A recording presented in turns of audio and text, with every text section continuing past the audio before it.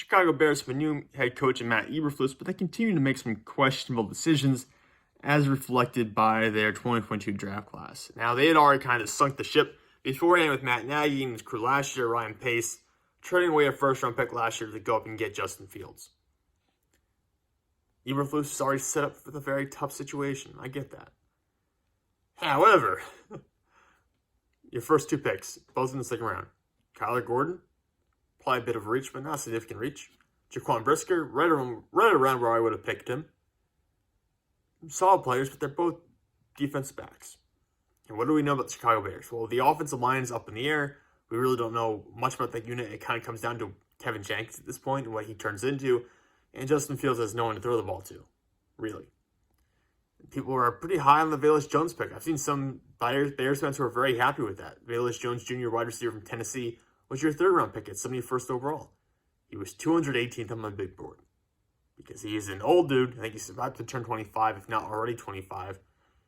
And he's a guy who's going to primarily be a return specialist for most of his career. I don't view him as a guy who's going to be a legitimate wide receiver 1 or wide receiver 2. I mean, at best, he's your gadget wide receiver 3, which I guess that's better than nothing, to be fair. A room that features Darnell Mooney, he's a pretty good receiver. That's someone you can build around.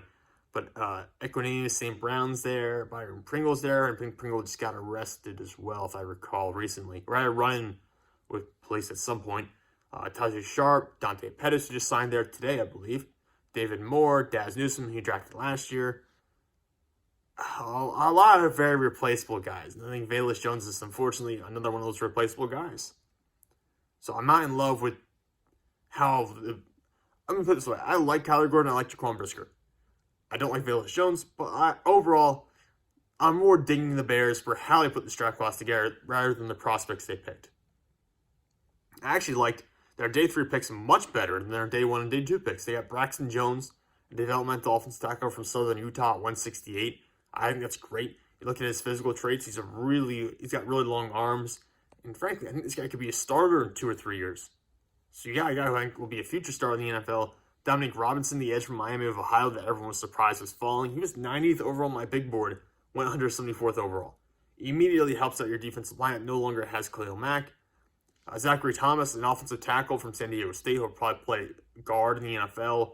You got him at 186. He graded out really well at PFF this past year. Treston Edler, another kind of return man, another kind of gadget player to some extent, but also a solid running back. Someone who can catch the ball in the backfield, will consistently provide yards for you just somewhere on the football field, whether it be a return man, a receiver on the backfield, a running back in general, he's going to get you yards.